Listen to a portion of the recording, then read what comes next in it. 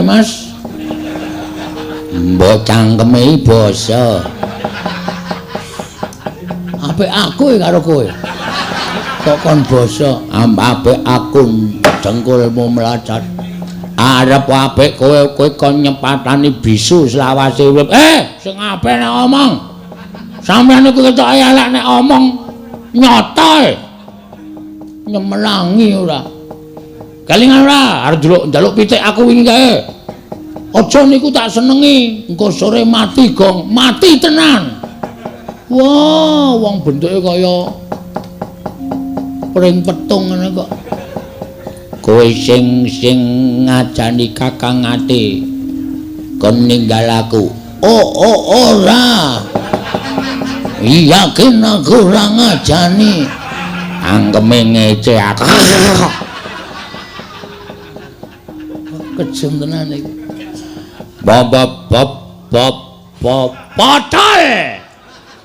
Ponokawan nang anggere mengko ngajani Kakang Ati titenono. Kokonangan aku tak sepatani kabeh ora iso tetembangan. Aduh. Wah ora iso ora payu iki nang. Titenono wis kono nusula gareng karo Petruk. Aku sing tak curigai kowe sing tersangkane.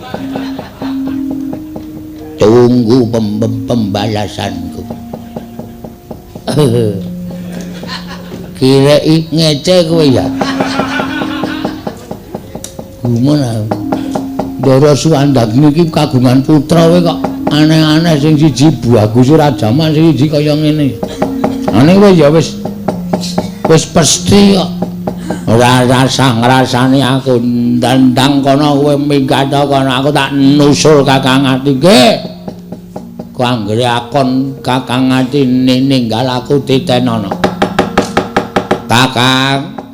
Kakang Ati kakangku sing detak tresnani aku ning Dirgandara ya Kang nek ana apa-apa batina jenenge adimu Suka sarana aku mesti teka Kang.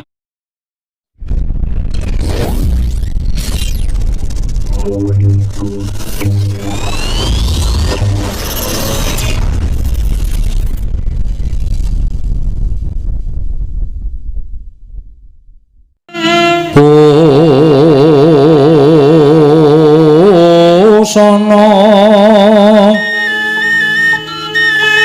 maneka warna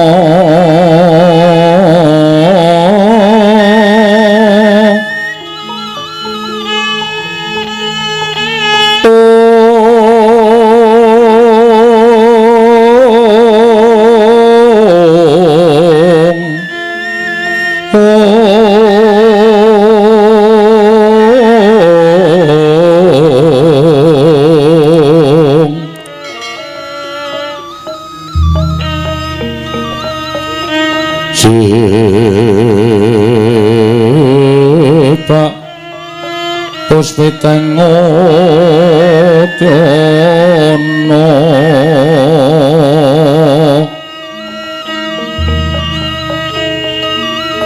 Miang Panjra Sarwa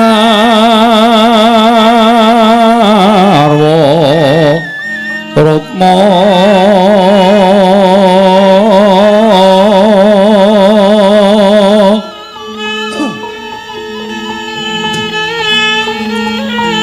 Renggeng manik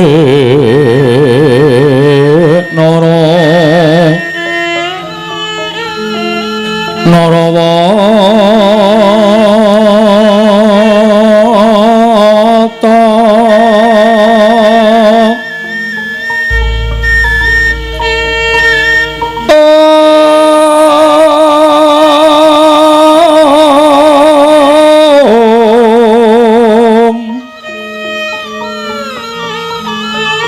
Obro Prabanyo kang sumirat Obro Prabanyo kang sumirat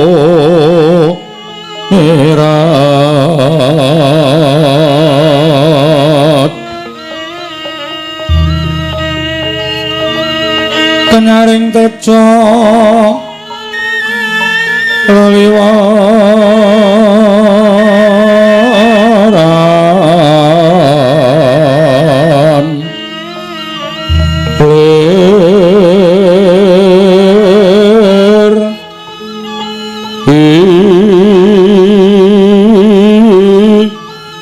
Surat sisiring adet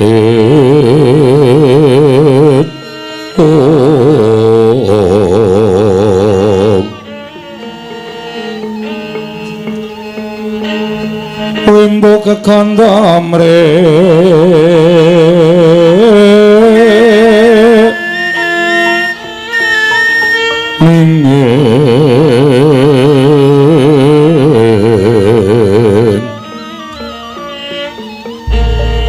Tiuping maruta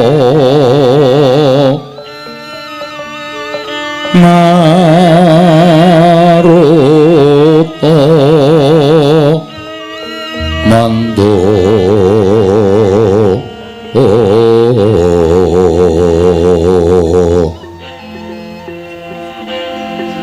saparan mangambar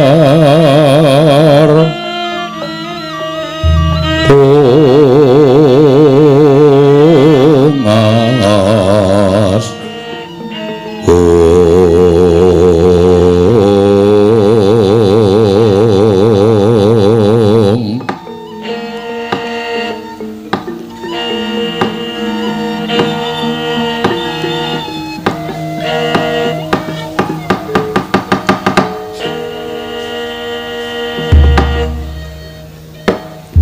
Agung muga ngayom ana marang Rajeng Maspati saisine Patih Surata ayo ndadekake kaget sira Patih ingsun wiji mangarsama ning ngarsaning ingsun Patih Surata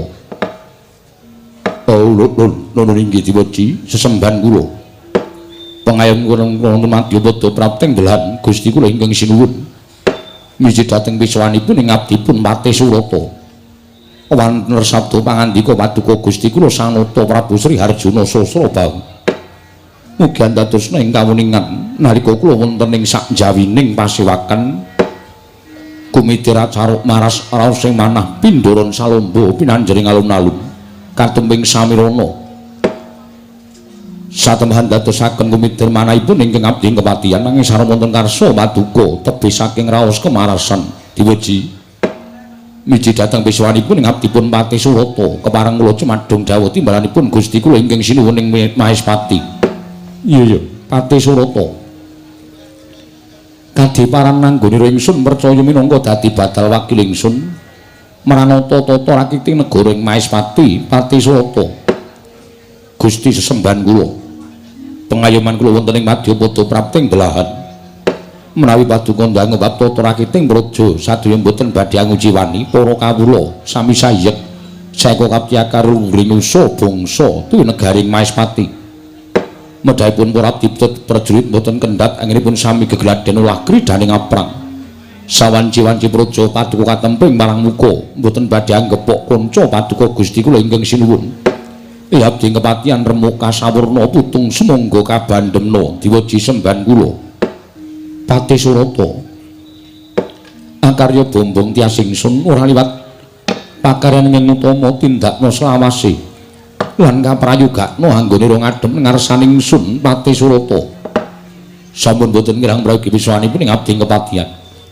namung dereng lan sasampunipun kemareng kula ngaturaken sembah sumangga ping pangabekti kula kunjuk sandhawa padha paduka Gusti kula Sanata iya ingsun tampa akarya bombong tias ingsun Patih Surata prayogakna nggone rong adhem diwaji sampun boten kirang mligi wiswanipun ing abdi kepatihan Yayi Surya Kedhu prayogakna nggone rong adhem ngarsanipun Kakang kawula nun Kanjeng Koko Prabu Jimat sembahan kula Koko Prabu pengayoman kula sampun boten kirang prayogi wiswanipun ingkang rayi pun Surya Kedhu wonten ngarsa paduka Gusti kula Koko Prabu Sri Harjuna Sasrabahu namung delan saksampunipun kepareng kula ngaturaken sembah sumangga ping pangabekti kula kunjuk sandhapa padha paduka Gusti kula ing Mahespati sesembahan kula Prabu Sri Harjuna Sasra iya Yayi ingsun tampa akarya bombong tias ingsun ora liwat pangestunipun Kakang Tampanana kula Bundingga Jimat paribih bayaning kasantosan prayogakna nggone rong adhem ana ngarsanipun Kakang Yayi sampun boten kirang prayogi wiswanipun ingkang rayi pun Surya Kethu mangarsa mangersa paduka Kanjeng Koko Prabu Maespati. Yayi Kalingga Prana prayogakna nggih ngadhep ngarsaning pun Kakang Yayi Kalingga Prana. Sampun boten kirang prayogi wiswanipun ingkang rayi pun Kalingga Prana Koko Prabu. Namung kepareng kula ngaturaken sembah sumangga ing pangabektinipun ingkang abdi kunjuk Sandepada paduka Kanjeng Koko Prabu Jimat semban kula. Iya. Pun Kakang nampa kalya bombong penggalipun Kakang ora liwat pangestuning pun Kakang Tampanana kula Pundingga Jimat paripeh mbayana ing kasantosan. Kadanging pun Kakang Yayi Surya Kethu apa dene Kalingga Prana sartaning Patih Surata mesti waya karya kagiat penggalihing Yayi dene apa to sababe dina samengko ndak piji ana ing kedaton negara ing Maespati. Monggo dina iki dudu dina pasewakan ingkang saben dina ingsun anakake nang jroning Datulaya Yayi. Mula satata ingkang luwih prayoga jeneng pun Kakang diambabarake wigati ning pasewakan Koko Prabu. Sumengko anggen kula ngabiyantura ngersa paduka Koko Prabu mboten wonten gumana musik salebeting manahipun ingkang rayi. Kejawi kula nampi kewajiban saking paduka Kanjeng Koko Prabu. Mugi kepareng ana handhawuh ana supados ingkang rayi mlampah ingkang tebih saha ambeta ingkang barang ingkang awrat. Kula nedya mastuti dhateng sabda utama paduka Kanjeng Koko Prabu Jimat semban kula. Senajan ingkang rayi pun Kalingga Prana semanten ugi mboten wonten ingkang kula gegadang kejawi namung midhangetaken sabda pangandika paduka Kanjeng Koko Prabu. Mila kepareng sak mangke kula aturi ambabarana ingkang rayi pun Kalingga Prana. Kula nedya nganglungaken jangga nilingaken karna mastuti sabda utama paduka Kanjeng Koko Prabu Maespati. Sesembahan kula Kanjeng Koko Prabu Sri Harjuna Sasrabau sinuwun. Handra ingkang puspita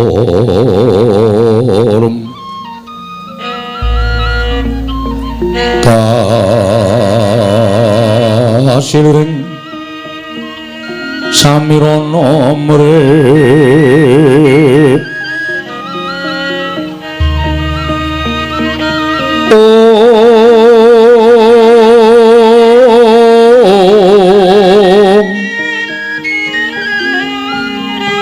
sekar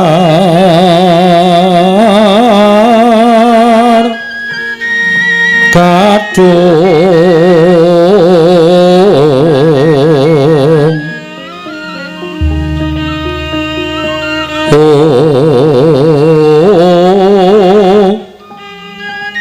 ngas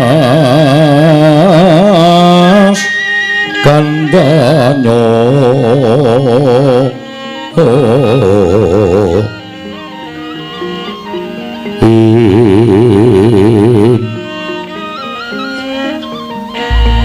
maweh raras renaning driya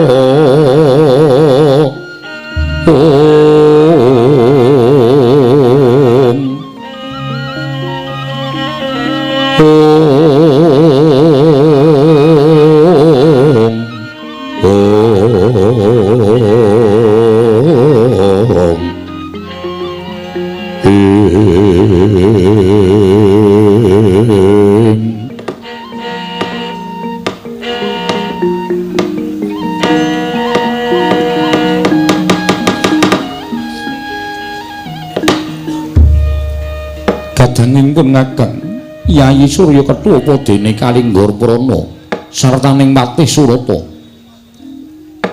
Jeneng ingsun nganake pepanggihaning para kadang Sentana Nayaka lan Punggawa Maespati sayekti ora ngrembug perkara negara Maespati. Jernyatane negara Maespati wis katon ayem tentrem nir ing sambikala. Akeh sangganing para kawula ingkang padha urip kebak ing karukunan. Ora ana ingkang padha regejegan satemah kawowohang angkat marang kalindraning ingsun nalindra ing Maespati Prabu Sri Harjuna Sasrabau. Kabeh mau katandha nggone wegi lan wasis kadang-kadang kumranata sagung para kawula sartane nindakake marang parintahing nalindra. Mula sampun paduka dawuhaken badhe kula Candhi Nggo Jimat Koko Prabu. Nggih. Mula sampun paduka dawuhaken badhe kula Candhi Nggo Jimat Koko Prabu Pati Surata wonten timbalan ingsun nedha nrima dene sira Pati Surata ingkang tansah bisa minangka dadi wrangka nata ingkang becik ketitik krana Pati Surata ingkang tansah dadi lantaran pangandikaning Nalindra ing Maespati satemah kawasa manata sagung para kawula dasih Pati Surata menawi sampun paduka dawuhaken estunipun ingkang ngabdi namung nindakaken kewajiban supados sakmangke boten kalepatan wonten ngarsa paduka Gusti kula sanata. Iya Pati Surata dene ingkang wigati angka 2 Yayi Surya Kethu apa dene Kalinggaprana ngerti yo lamun jeneng ingsun nganakake parapatan sayekti nalika dina ingkang kepungkur Nalindra ing Maespati Prabu Sri Harjuna Sasa nampa nawala saka negara ing Magadha tanana liya kejaba mung saka Sang Prabu Citrasena dene surasaning nawala bareng ingsun surasa urut sawiji-wiji tulis ing mapan jroning nawala sinuwun Prabu Citrasena ing Magadha nyuwun senjata pitulung tumbak kenceng kelawan Nalindra ing Maespati krana pokal gawening Nalindra sewu negara ingkang bebasan angepung wakul baya mangep negara ing Magadha disababake Prabu Darma Wisesa ing minangka dadi tetuangganing Nalindra sewu negara kepingin anggayuh Dewi Citrawati kadange werda Nalindra ing Magadha Prabu Citrasena. Yayi Surya Kethu ing mengkono panjenengan ingsun darbe pancatan nggone ingsun bakal amboyong marang putri ing Magadha Yayi Dewi Citrawati sarana panjenengan ingsun budhal marang negara ing Magadha ingkang wigati nyingkirake ratu sewu negara ingkang wis bakal ngepung negara ing Magadha Yayi Surya Kethu dene jeneng ingsun nglumpukake sagung para kadang-kadang ingsun ana ing kedhaton negara ing Maespati sayekti mung kepengin nyuwun iga pertikele kadang ingsun sakabeh pisan monggo kepiye penemune Yayi Surya Kethu Kalinggaprana apa dene Pati Surata lamun Nalindra ing Maespati jumangkah ana ing pabaratan amambengi keparenging Prabu Darma Amisesa ing minangka dadi makuthaning ratu sewu negara Yayi Surya Kethu nunamit pasang Kalimantan tinebina ing ladune dumawing tawang tuwang sinuwun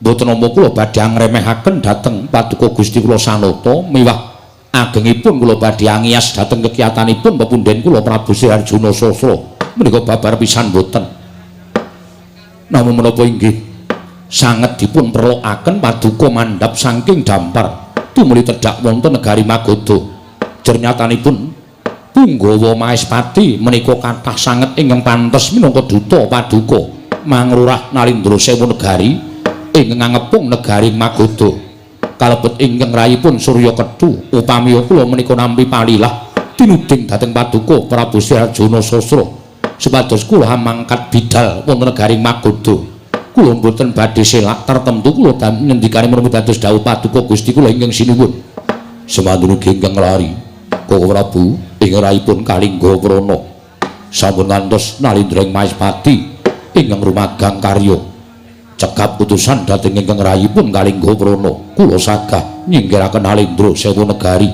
ingkang ngepung negari Magadha samangke menawi saged kelampan amboyong dhateng pun Dewi Citrawati tumunten badhe kula pisungsungaken dhateng sinuwun Gusti kula ing Maespati Kanjeng Sinuwun Prabu Sri Harjuna Sasra diweji sampun malih kadang-kadang paduka nadya ngabdi ngepatihan bebasan remuk kasawurna putung kabandhemna kula sagah minangka dados wakil paduka Gusti kula ingkang sinuwun tedhak utawi sowan dhateng negari Magadha nyingkiraken Nalindra sewu negari ingkang ngampung negari Magadha sinuwun Pati Surata iya ingsun nedha nrima ingkang banget dene semono kesaganing para kadang namung yen to ngelingi ana suwiji-wiji ingkang minangka dadi panjangkan ingsun apa ora jeneng banger bacin ing astaning Nalindra ing Maespati Prabu Sri Harjuna nedya nyingkirake mungsuh ratu sewu negara mboyong marang Dewi Citrawati kadange werda Prabu Citrasena lamun to ingsun utusan doh nyono cerak nyono padha mestani Lamun Alindra ing Maespati kuwi Alindra ingkang jirih getih wedi mati. Lamun Alindra ing Maespati kuwi pindhane wong wadon pepinjungan. Mula babakan iki nedya ingsun petung luwih dhisik. Aja nganti buntung ing tembe mburine. Sapa ingkang pantes minangka dadi utusaning Alindra ing Maespati? Apa kudu panjenengan ingsun dhewe ingkang cedhak ana ing negara Magoda? Yayi Surya Kethu Kalingga Prana apa dene Pati Surata? Sidhem jroning pasewakan jagat wasesaning Bathara wayah Bathara jagat Pati Surata wonten timbalan sinuwun tanggaping gati sira patih ingsun dawuh supaya miji marang pisawane nom-noman ingkang padha den rasani dening para kawula yen ana wujuding bocah nom ingkang nglakoni tapa pepe ana ing alun-alun negara ing Maespati. Jumbo kan menapa sampun batuka dawuhaken diwuji. Hari menika sampun kula arapaken dhateng kersanipun Gusti kula ingkang sinuwun sumangganipun badhe murba lan masesa dhateng nem-neman. Ingkang sajaipun sampun kumawantun lampah tapa pepe wonten alun-alun negaring Maespati. Iya, Pati Surata. Prayoga nunggone ora ngadeg ingsun nedya ndangu kelawan nom-noman ingkang wis wanita apa pepe ana ing alun-alun negara ing Maespati. Purba wasisa wonten asta paduka Gusti kula ingkang sinuwun. Bocah nom. Apa ta sababe dene sira alaku ta apa pepe ya mung sadurunge. Sira kuwi saka ngendi? Lan sapa aranira dene sira sowan marang negara ing Maespati wani gawe kawigatening nata ing Maespati Prabu Sri Harjuna Sasra ing nedhenganake pasewakan sira alaku pepe ana ing telenging alun-alun negara ing Maespati apa ta sababe lan dasare apa munamit pasang kaliman tabi tinebina ing lho dene dumawaing tawang-tawang sinuwun dosa menapa ing badhe kula sandhang kula mboten badhe suwala jersak mangke kula sampun nandhang kalpatan dene kula wantuna lampah tapa pepe wonten alun-alun negaring Maespati. Satemah paduka Gusti kula sanata amiji pisawanipun ingkang abdi inggih krana menika ingkang kula antu-antu sinuwun. Mengkono kasinggihan mekaten yen to pancen ingkang dadi niat sira sowan ana ing ngarsaning Alindra ing Maespati sira kuwi sapa? Nami kula pun Bambang Sumantri.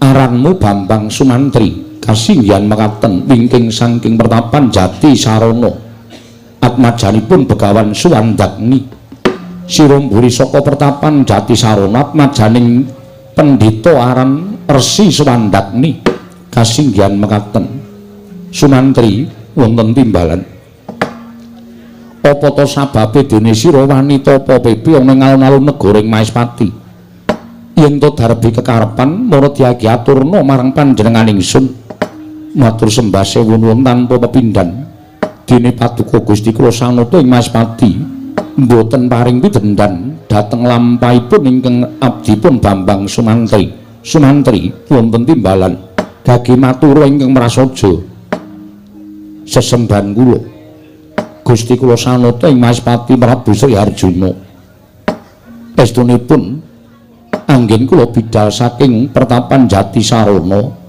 nalika semanten nuruti dhateng krenteking manahipun ing abdipun Bambang Sumantri dening awuningane negari Maespati ingkang kuncara Hanjayeng Bawana satemah sedaya sami ngraosi dhateng kalindran paduka Gusti kula sanata Prabu Sri Harjuna Sasra bau tumunten tuwuh ideping tekad kepengin sanget kula menika suwita wonten ngersa paduka Gusti kula sanata mboten ketang dipun dadosaken juru pelados miwah kula juru pengangsu tuwin alitipun kula dipun dadosaken abdi ingkang badhe nggulawentah dhateng titian paduka kula mboten badhe suwala syukur bagi sinuwun sowan kula ngersa paduka Sanata Prabu Sri Harjuna Sasra menika kala wau kula kadhawuhan supados dados peranganipun prajurit ingkang kapacakaken wonten ing Rana Madyalaga karana mboten ketang sekedhik ing abdipun Bambang Sumantri menika sampun kinantenan kaprawiran tuwin kasekten ingkang sakmangke sageta kinaryosa nanggen kula suwita dhateng paduka Gusti kula Sanata Prabu Sri Harjuna Sasrabau sageta tinampi dados abdi prajurit negari ing Maespati sinuwun Prabu Sri Harjuna Sasrabau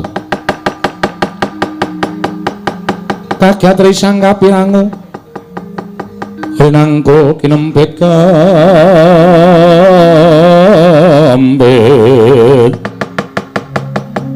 dosang reknaning bawana ing jagat wasisaning Bathara wayah para jagat Sumantri kula wonten timbalaning adawu ya senadyan tumrap sira Bambang Sumantri atur maos mbok tata kanthi tembung aja nganti gawe atuning penggaling nalindra ing Maespati Prabu Sri Harjuna nanging yen to nurut marang ukara sarta tembung munggonmu munjuk atur kelawan panjenengan ingsun sayekti ana rasa kongas jroning atimu nggonira ngaturake yen to sowanmu kinantenan kaprawiran supaya bisa ndak tampa minangka abdi prajurit Sumantri sayekti apa kang dadi panjangkamu mau ora gampang tumraping nalindring Maespati jalaran sapa ingkang wis dadake prajurit gedene minangka tamtama ana ing negara Maespati sayekti wis bisa ngatonake marang kaprawirane gandeng sira Sumantri wis matur ngarangesaning nalindring Maespati Prabu Sri Harjuna yen to suwitamu kepengin minangka dadi prajurit sartane tamtama punggawa negara ing Maespati merga wis kumandel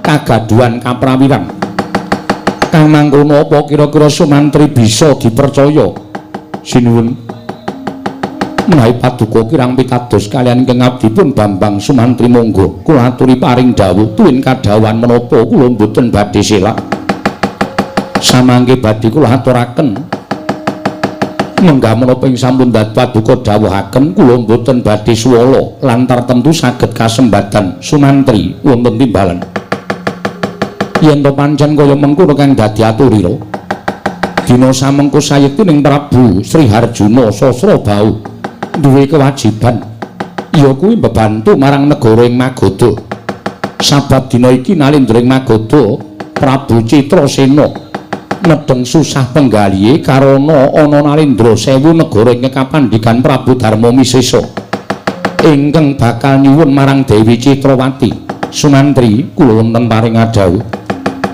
mara sira ndak utus minangka dadi badal wakiling nalindring Maespati Prabu Sri Harjuna budhal marang negara ing Magoda ingsun njaluk sira nyingkirna ya kuwi nalindra 1000 negara luwih-luwih lamun bisa telukna ratu 1000 negara ing kapandikan Prabu Darmawisesa yen sira isa nelokake nalindra 1000 negara sarta amboyong Dewi Citrawati ana ing ngarsaning Prabu Sri Harjuna Sasrabau ingsun bakal maringi pangkat derajat minangka tamtama lan punggawa negara ing Maespati nanging wanti-wanti ingsun mara gage gatekna nggonira ngundurake prajurit sarta nalindra 1000 negara mau nggunakna tetembungan ngluruk tanpa bala menang tanpa ngasorake liripun kados pundi sinuwun dene paduka paring dawuh ing mekaten marga ingsun ora kepengin dumadining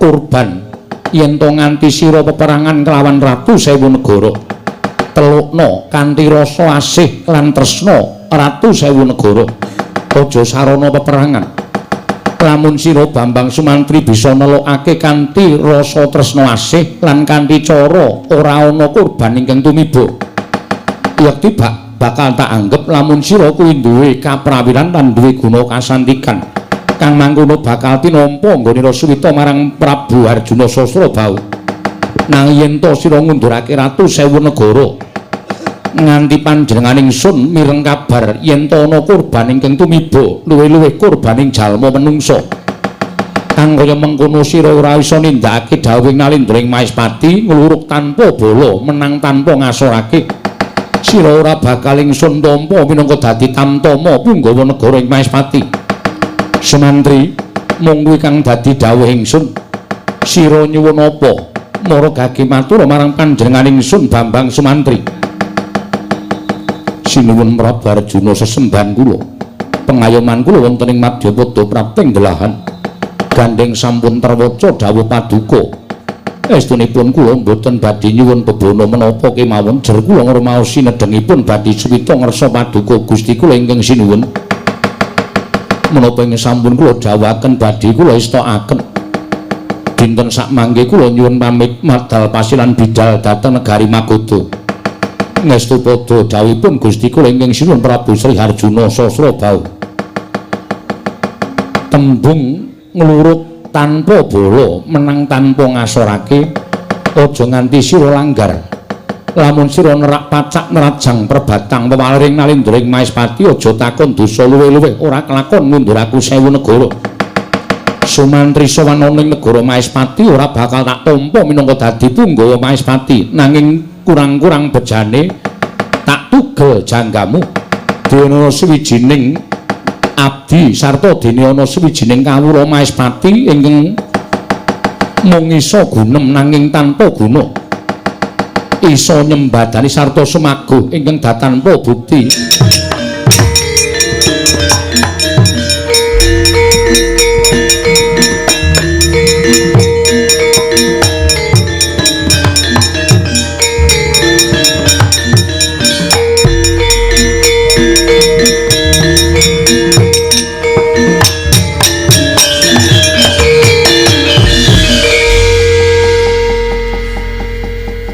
Semar.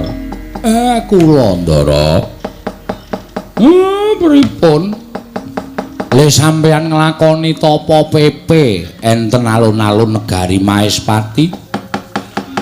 Wiwit saka Jati Sarana sampeyan nggenipun kepengin suwita ngersanipun Sinuwun Prabu Sri Harjuna Sasra. Kula weruh saka kadohan sampeyan pun ditimbali kali Patih Maespati. Kula ajeng nyuwun dawuh. Pripun dipun tampi napa mboten, Den? Kakang Semar. Nalika semana aku tinimbalan dening Srinata ing Maespati, Prabu Sri Harjuna Sasrabau. Nggih. Terus aku wis ngaturake apa kang dadi wigatine lan niatku nggone bakal suwita. Lan aku ngaturake marang kabisanku nggone olah kridaning ngayuda. Ngaturake marang kabisanku nggone wis sangu marang kasekten. Nanging Kanjeng Sinuwun Prabu Sri Harjuna Sasrabau tumuli paring kewajiban karo aku. Yen aku bisa nglakoni bakal tinampa minangka nayaka ing Maespati, nanging yen to gagal wigar aku bakal ditugel guluka ning negara Maespati. Kakang Semar. Kula rampun matur to, Ndara. Suwita nalindra menika mboten gampang. Wedaling atur sampeyan menika kudu nganggo ukara sing ditata, aja nganti nyocok penggalihe panjenengane. Sampeyan ngaturake bab kabisan olah kridaning ayuda ya kasekten sampeyan. Teng ngarepe ratu kok sampeyan pamer kasekten niku pripun? Mula ya ora aneh tumuli Sinuwun Prabu Sri Harjuna paring kewajiban karo sampeyan. Niku merga sampeyan wis pamer kabisan ngersaning Sinuwun Prabu Sri Harjuna. Aja kesusu. Mula sabab atur sampeyan sing kados mengaten menika kala wau menika mangke manah pandhakwanipun Sinuwun Prabu Sri Harjuna. Panjenengan sinengguh wong sing seneng pamer, seneng kesusu selak dingerteni kabisan sampeyan. Apa-apa niku supaya dingerteni kabisane, kepinterane menika anut wanci, anut lelabuhan. Mboten kok terus pamer kula iso niki, kula iso kaya ngeten, kula iso kaya ngono. Nek urung dibuktekke sapa wonge sing ajeng percaya. Iya, Kakang Semar nggih. Terus pripun? Aku ki nyingkirake wadya 1000 negara ingkang ngepung negara ing Magoda. Nanging welinging Sri Harjuna Sasrabau sanata ing Maespati. bebasane ngluruh tanpa bala menang tanpa ngasorake.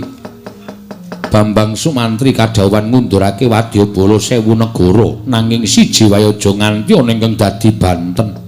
Kakang Semar wiwit saka kedaton nganti tekan kene ndak olak-alik rasaku apa ana ing atase wong perang tanpa nganakake bebanten. Mongko utamaning wong perang mono petungane mung siji mati loro mukti. Sing mati ya bakal tekaning pati, sing mukti bakal menang jroning peperangan. Apa ya kelakon aku nyingkirake wadyabala 1000 negara mongko tanpa memateni siji wae. Iku ingkang ndak petung abot Kakang Semar. Lah niku ketoke ming seklimah ngendikaning Sinuwun Prabu Sri Harjuna Sasrabau ning nek tumrap sampeyan sing ajiwa satriya niku angel digayuh. Ngluruk tanpa bala menang tanpa ngasorake. Niku tembung ketoke ming sepele nek dilakoni pancen angel. Lho.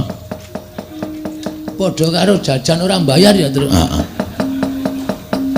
Nembung tanpa ngucapke menune. Oh. Mangan tanpa sendok. Rampung tanpa mbayar kuwi ya angel. Kuwi jenenge utang. Ah iya. Bener kok. Nek ya tembuke Sinuwun Prabu Sri Harjuna Sasrabau ya jero banget, jero. Mula Ndara Sumantri mula bingung penggalihe. Aku kudu kepiye, Kakang? Yen to kateman aku ora bisa ngundurake Nalindra 1000 negara baliku marang Maespati. Mesti nandhang sastra wirang gedhe-gedhene aku bakal ditugel gulune dening Prabu Sri Harjuna Sasrabau. Mula Kakang ndak rewangi utawa ndak suwun rewang nglawan Bambang Sumantri ngiguke perkara iki, Kyai Semar. Kakang Semar adhiku lanang nusul, Kakang. Ndara Sukasarana. Wah, pancen bocah ora iso ditelapke. Wo, Ndara Sukasarana nusul, Tru. Heeh. Tuyule nusul, Tru. Gong, iki arep kaya ngene iki adine Ndara Sumantri. Mireng Ndara Sumantri panah ndasmu. Nek ki adine kok tuyul. Kyai baguse kaya ngene kok tuyul. Petruk ngece aku kowe. Ora kaya malah dikira ngece ora. Kadangku Yayi. Adiku diadiku wong bagus suka srana padha raja sapraptamu Yayi. Pangestune Kakang Ati seslamet aku ya Kang. Aku ngaturake sembahku kekatur. Ya tak tampa cah bagus. Kena ngapa kowe nusul karo aku? Kowe kok ngono to, Kang? Kowe nalika semono aku mbok teturu, mbok elus-elus bathukku nganti aku turu. Bareng aku nglilir aku tangi Kakang Ati ora ana, Kakang Ati ninggal aku. Aku takon bapa suwandakne jare Kakang Ati budal ning Maespati arep suwita Prabu Sri Ndang Mulya Sri. Malah lagu Sri Harjuna Sasrabau, Sri Harjuna Sasrabau. Mula aku terus nusul mrene Kakang Ati kowe ora tresna karo aku. Monggo aku tresna karo kowe lho Kakang Ati, lakon dadi kowe ora sayang karo aku. Sukasrana aku tresna karo kowe Di. Ya mung aja nganti ngribeti lakune kadangmu. Mula kowe tumuli tak tinggal, aku njaluk ngapura ya Sukasrana. Ora dadi ngopo Kang, aku ki ora arep beda kowe le suwita. Nek kowe isin duwe adhi aku engko tak ora ngetok Kang, aku ora apa-apa ning aku ora ado-ado karo kowe Kang, aku ora iso nek kon ado karo Kakang Ati. Iya Yayi. Aku ora bakal ninggal kelawan si Adi. Temenanan ya, Kang. Iya. Ora pusi aku to, Kang. Ora cah bagus. Wong rupane kaya ngene kok tresnanto kakangne luar biasa ya, Tru. Ah iya. Nusul mrene kok. Ah iya. Kakangne bagus kok adine kaya totok uwak kaya ngono. Sukasarana ya Kiswan. Ah iya. Kakangne Kakang Mantri iki bagus ora jamak kok. Adine letek kaya ngono. Ya men ning ampuh. Ya ampuh pil. Karo Ndara Sukasrana. Kowe kok katon sedih to Kang ora kaya biasane akeh ngendikane. Kowe apa ora ditampa lik dadi nayaka Mamaespati Kang? Ora perkara kuwi Sukasrana. La piye? Aku nampa dawuhing Prabu Sri Harjuna Sasrabau. Heeh. Kosik Sukasrana ngenteni mburi kelir leren li omong-omongan sik. Keseron banter banget. Lala iki do mepet kelir kok, Kang. Gek do omong-omongan perkara gawean, dadi aku malah seru pikiraku. Iya Sukasrana, Piye ngendikaning Prabu Sri Harjuna? aku kon ngundurke ratu sewu negara kang ngepung negara Magadha. Lah kene meng kaya ngono. Kok kowe kok bingung wong Kakang Ati iki seseti mandraguna. Kakang Ati iki digdaya. Kok perkara ngundurke ratu sewu negara we bingung. Ana tembung ingkang gawe bingung pikirku. Tetembunge piye? Sumantri kowe ngundurke mungsuh bebasan ngluruk tanpa bala, menang tanpa ngasorake. Mongko ora entuk gawe pepati ratu siji wae sewu negara kang tekaning pati. Kepiye nggonku bakal tumandang Sukasrana. Mula sok neki ngejak adine ya, Kang. Iya. Lah aku ki tok jake ora tau arep ngridu uripmu, Kang. Iya. Arep kaya ngene iki aku sithik akeh iso tetulung Kakang Ati. Iya Sukasrana. Wis saiki kowe mangkat to. Mangkat nendi? Magadha no. Aku ketemu ratu sewu negara. Lah iya. Mengko piye nggone ngasorake ratu sewu negara supaya aja nganti ana korban. Lah dimu aku Sukasrana kon ngopo? Mengko tak ewangi kowe rasa kuwatir. Mengkono Yayi. Heeh. Mengko kowe sing maju, mengko sing nibani kekuatan supaya ratu kalah kabeh adimu Sukasrana, Kang. Adikku adikku. Jebul tinemune gedhe dayane tumrapun Kakang nggone kepengin suwita marang ratu. Nanging maneh aku ora bisa nganti si Adi suwita marang Praja Maespati merga raganing si Adi ingkang sarwa kujiwa. Aku ora apa-apa, Kang. Aku kira apa-apa. Kowe dadi nayaka, aku mung dadi wong lumrah ngene iki aku ora masalah kok, Kang. Sing penting kakangku iso dadi nayaka Maespati. Aku nyawang sampeyan mukti wae aku wis seneng kok, Kang. Memelas ya, Gong.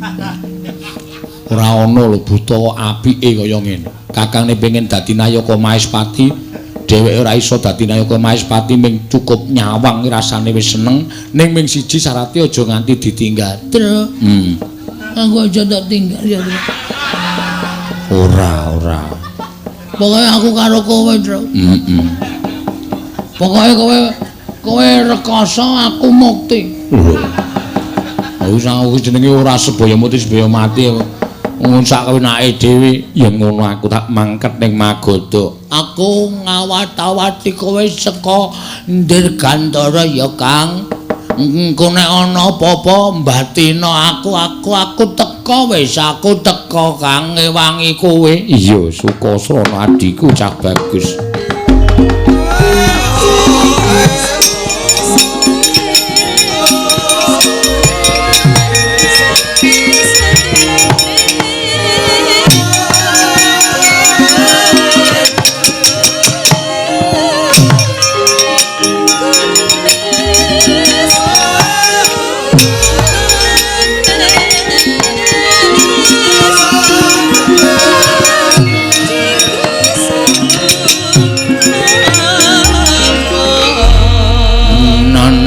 Gareng maju mrene.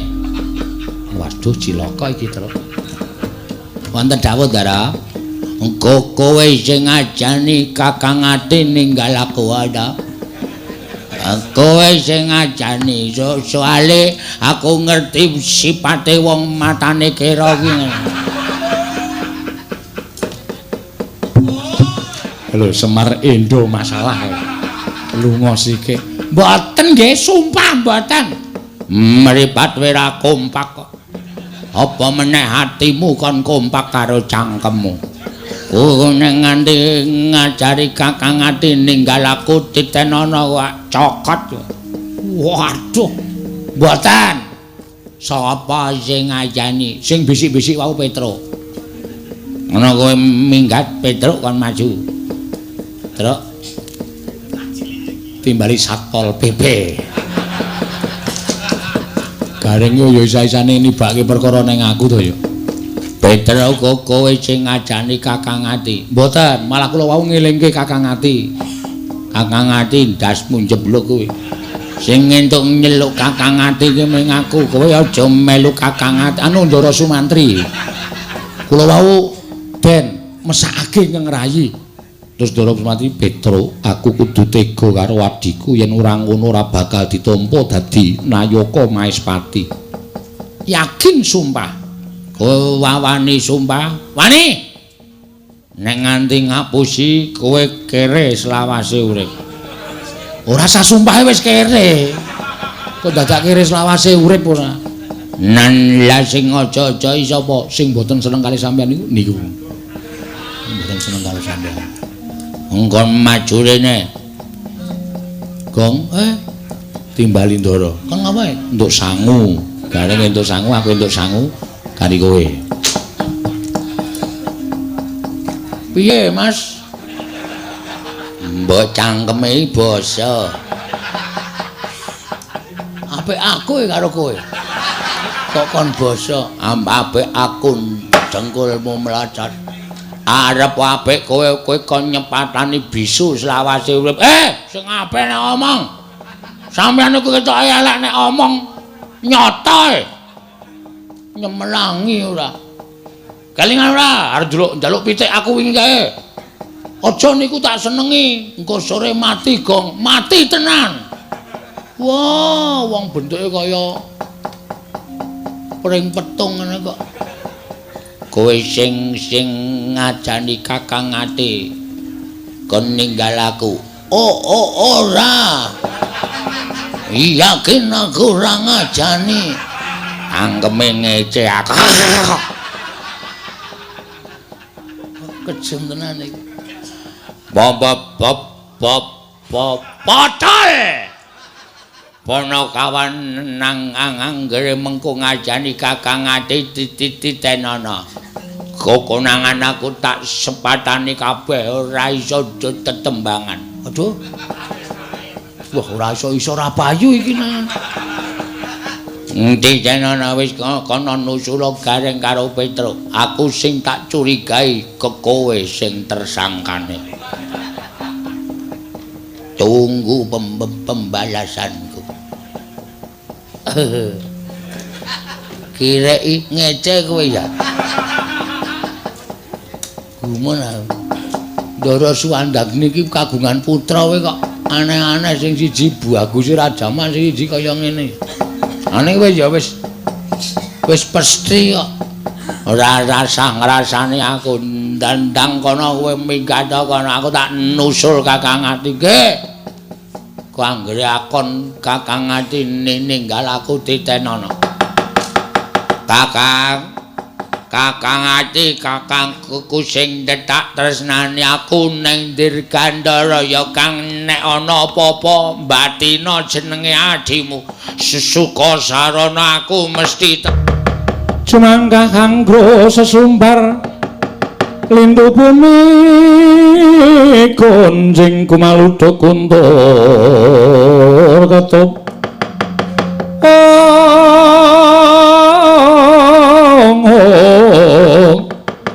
lumembak menyugang kumambang dosang Wisnu Bathara jagat dewa Bathara Yayi Darma Yaksa ana dawuh mapa Kakang Darma Wisesa Yayi Darma Kumbara ana dawuh mapa Kakang Yayi Darma Sucitra wonten timbalane ngadhawuh Kakang Reng sajaiki Ratu Sewu Negara jenenge nganggo Darma kabeh ana sing jenenge Darma Wisata ora ya ora ana Darma Wisata ning ngisor Kretek ora ana ngisor Kretek ora apa iki pawongan nom-noman sing gawe geger pesanggraning Ratu Sewu Negara saka pangiraku pancen bener iki Kakang ingkang sumbar manguwuh-uwuh nganti aku lawan Kakang Darma Wisesa metu saka jroning pakuwon walah dalah sugih kendel bondo wani manjing ana ing pesanggraning Nalendra Sewu Negara kowe sapa takon karo aku utusaning Nalendra Maespati aku Bambang Sumantri iya dasar para nyata loro bagus wah wong bagus emane didutke kirik telu lho darani kirik reng meneng wae kletake dase menungso e kirik lho iso omong le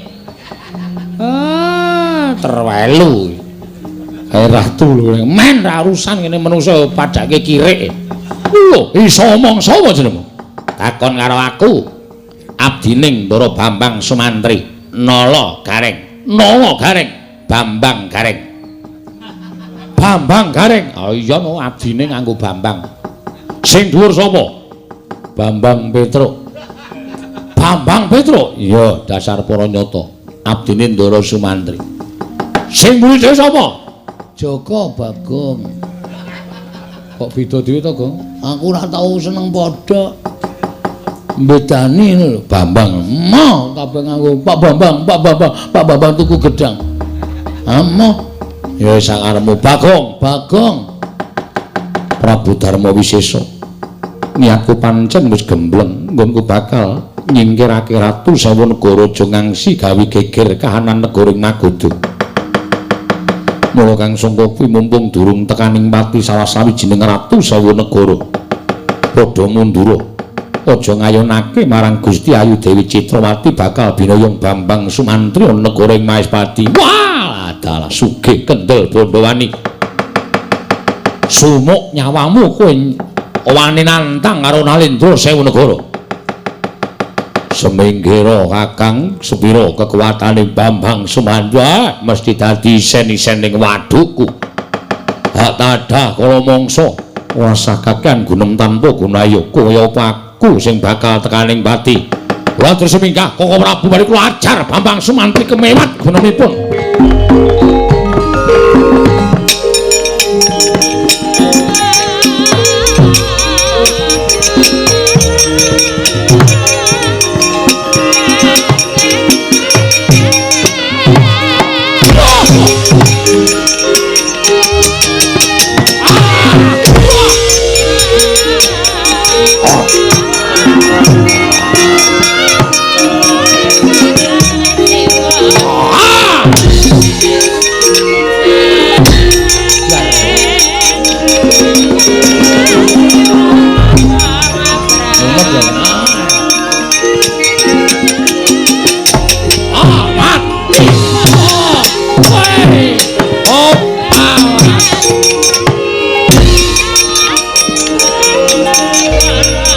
entuk mungsuh aku bajigur.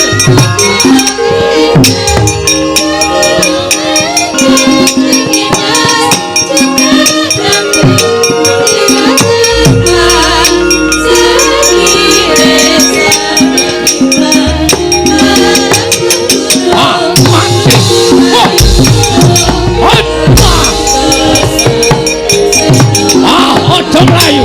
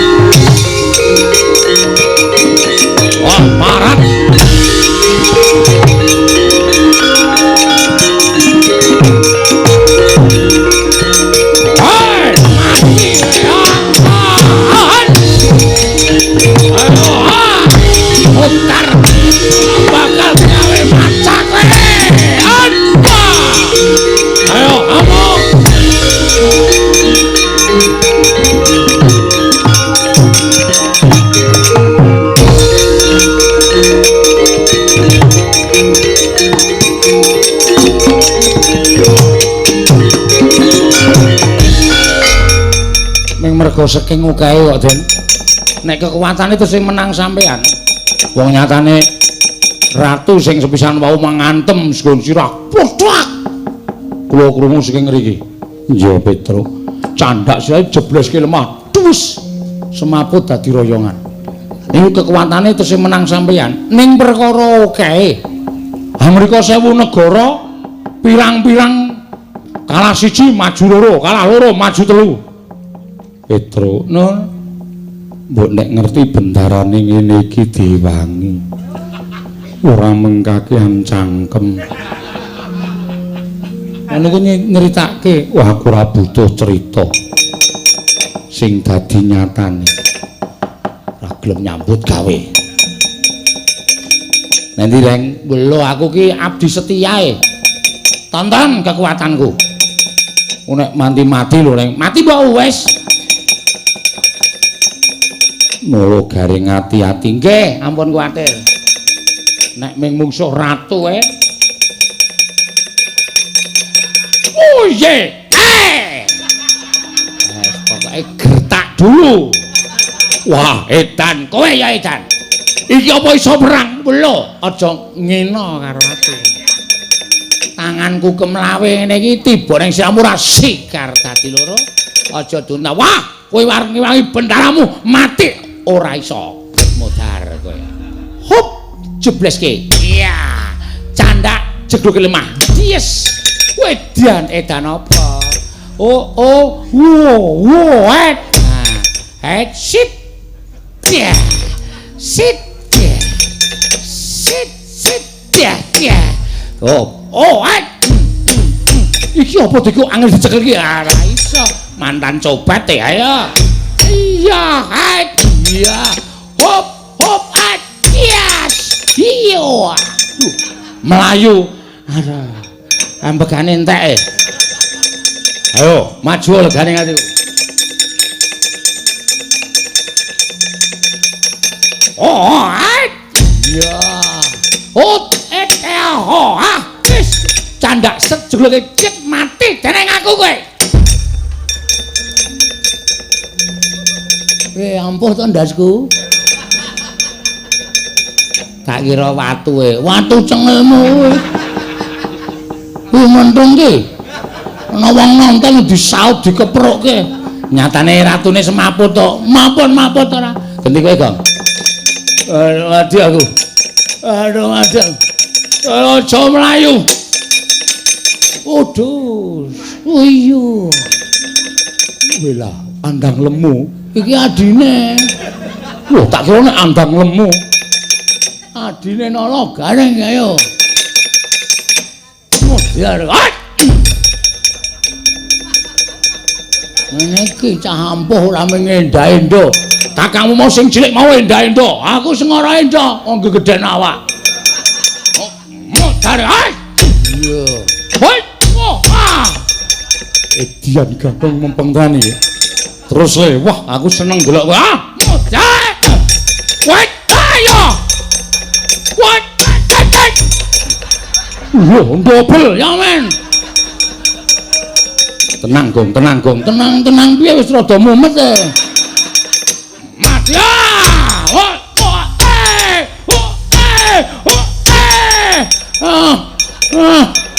Truk.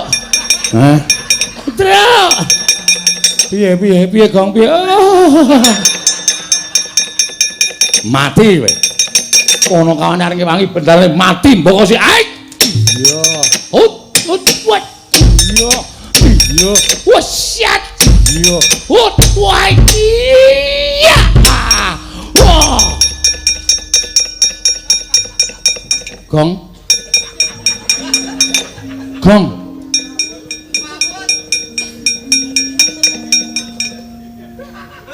Gong ora ambegan. Gong. Mau nek ora kuat awake iki rasa gelo to, Le.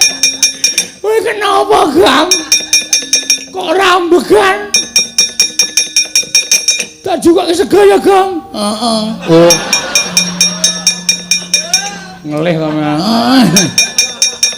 Perang karo madang iki mumet to. Mung karo tangi, karo tangi. Kowe jan glenen tenan oke tenan.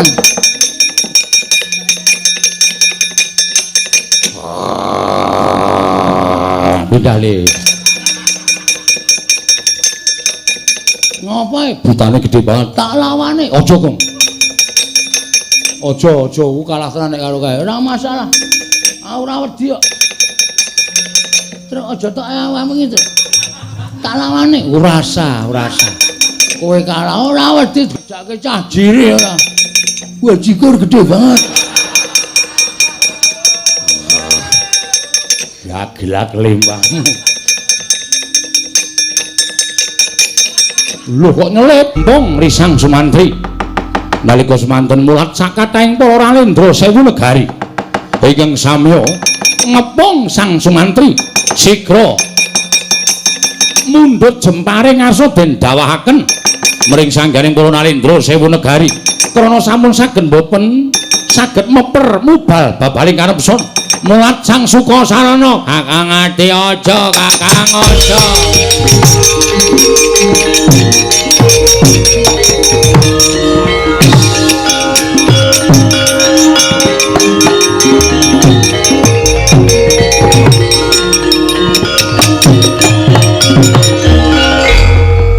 Aku ora wis omong to, Kang. Ora ngeluruk tanpa bola memenang tanpa ngasorake iki aja nganggo pusaka nek kowe ngetokke jejem-jem. Nganggere kleru wak bandem ngrikil.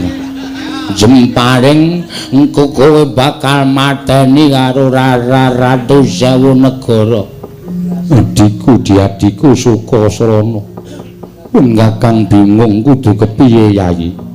Kowe ra wis tak kandhani to nek kowe bingung kowe mbatina aku.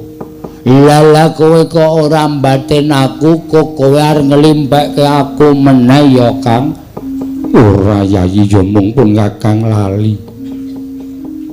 Arep ngopo Yayi? Kowe rasa bingung kowe ngadeka nang kene wae. Mengko sing nibake daya kemandan aku. Ratu Sewu Negara kae tak gawene lumpuh merga saka adimu. Kuwi tenan cah bagus. Iya Kang, masa aku menipu? Mergo srawung karo kowe kae. Kowe sing ngrene. Ya tak kandhani soalé. Ha iya.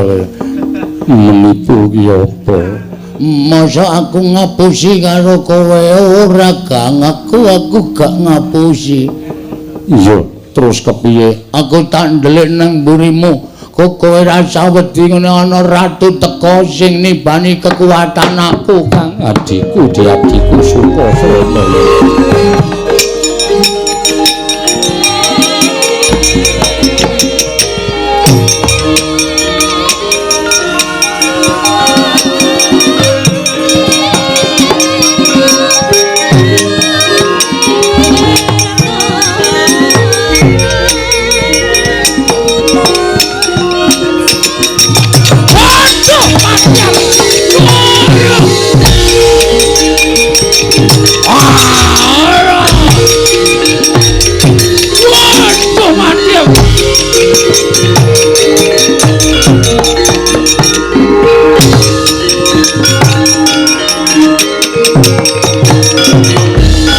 Waduh, mati aku iki dayane apa?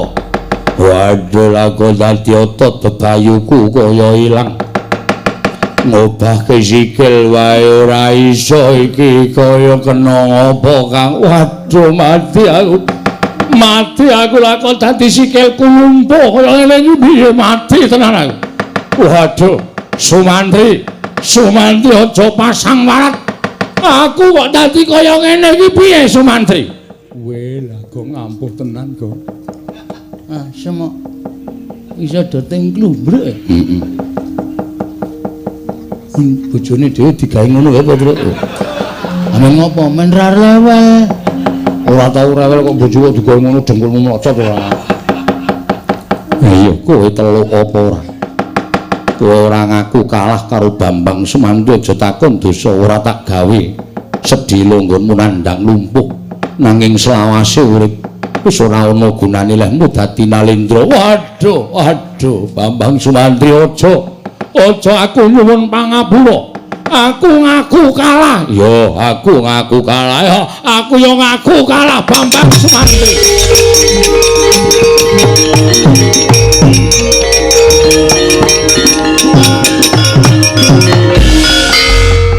Apa buktine lamun Prabu Darma Wisesa sakwadya balane ngaku kalah? Sepisan kula mboten badhe wantun kaliyan Raden Sumantri. Angka kalih kula ngaturaken tandha yektos menawi kula kawon. Inggih Raden, kula ugi nandhang teluk kaliyan panjenengan. Kula ngaturaken putri Damas cacah 800. Mugi samangke kula aturi mboyo. Lan dados kukupanipun Raden Sumantri nggih Bambang Sumantri. Iso tak cekel kang dadi gunemamu Prabu Darma Wisesa. Mboten sabab saking menapa. Nyatanipun kula sampun matur bilih kula sampun tobat nambahipun Raden Sumantri.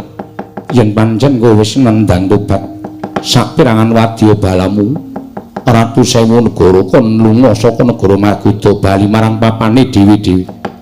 Dene pandhiganing Ratu Sewu Negara Prabu Darma Wisesa ndak kanthi sowan marang ngersaning Prabu Citrasena matura yen pancen kowe wis kalah karo Bambang Sumantri.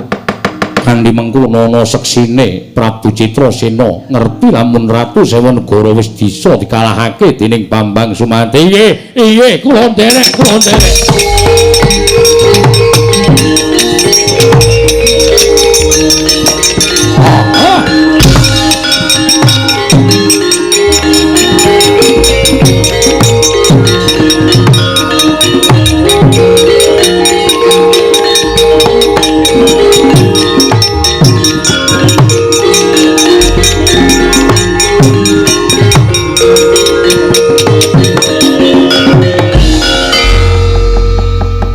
Prabu Darma Wisesa ingkang kanthi munggah ngersaning Sang Prabu Citrasena nunjuk atur lamun kowe wis kalah karo Bambang Sumantri.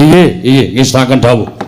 Malah samangke kula ugi badhe nglarapaken pandheganing Putri Domas cacah 800. Inggih menika pun kadang kula Yayi Dewi Darmawati samangke badhe ngirit Putri Domas sedaya badhe suwita dan manut dhateng pangrehipun Sang Sumantri.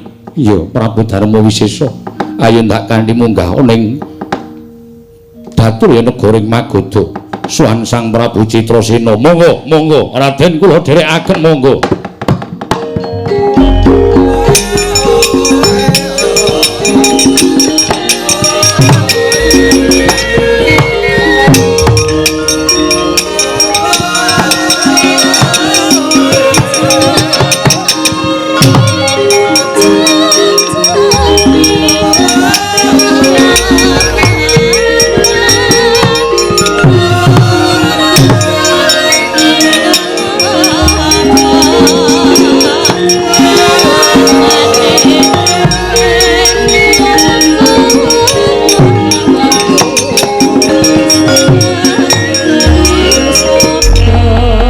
Sampeyan kok guyang-guyu dhewe. Lala aku seneng, Andra. Aku seneng pakaryane kakangku Kakang Ati wis bisa paripurna. Ning mboten saking sampeyan mboten bisa paripurna. Untuk kok duwe adi kaya sampeyan. Lala iya, aku ki sayang karo Kakang Ati, Tru. Nggih. Kula ya nekseni. Panjenengan saniki ndelik riyin Kang Raka men sowan sinuwun Magoda mengko iso ngukup Putri Domas kalih boyong Dewi Citrawati. Sampeyan aja ngetok-ngetok mengko ndak Kang Raka gagol atine. Lah iya aku tandelik ya, Tru. Nggih. Sampeyan butuh duit mboten? Piye? Sampeyan duwe duit mboten? Kula nyilih sik. Mungkin nek pun Kang Raka pun sukses kula tembungke kula balekke. Kok aku wis ra percaya karo cangkemmu. Mutar. Sapa-sapa kok disili, Tru. Kene rong rampung kedhuk kono, kandhang rampung kedhuk kene. Arep urip model piye kowe carane? Cangkemmu kok ora. Ya pun ndelik rika. Ya aku titip Kakang Ati ya, Tru. Nggih, kula awat-awatane pun ampun kuwati. Ya Petro.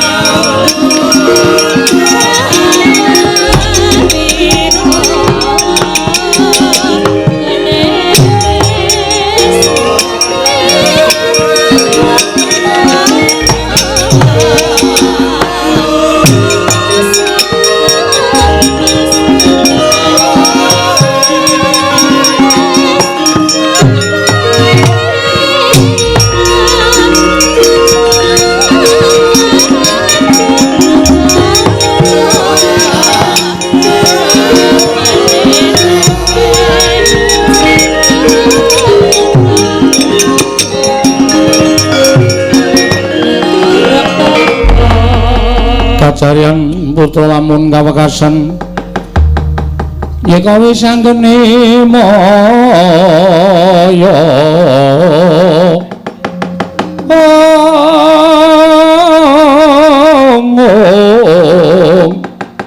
wis anggene maya Wisnu Pratinta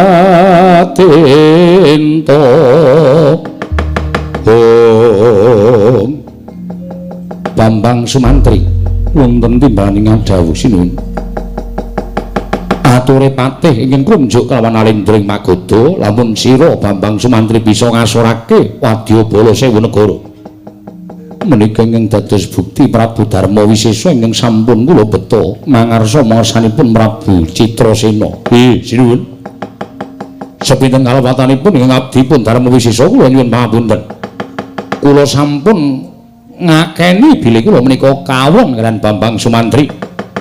Mila samangke kula badhe ngaturaken inggih menika tandha anggen kula sampun kawon kaliyan Bambang Sumantri timunten Raden Sumantri kula caosi inggih menika bebingah wujudipun putri Dumas cacah 800 ing kapandikan rayi kula pun Darmawati. Ila dalah jagat dewa Bathara jagat pangestu kula.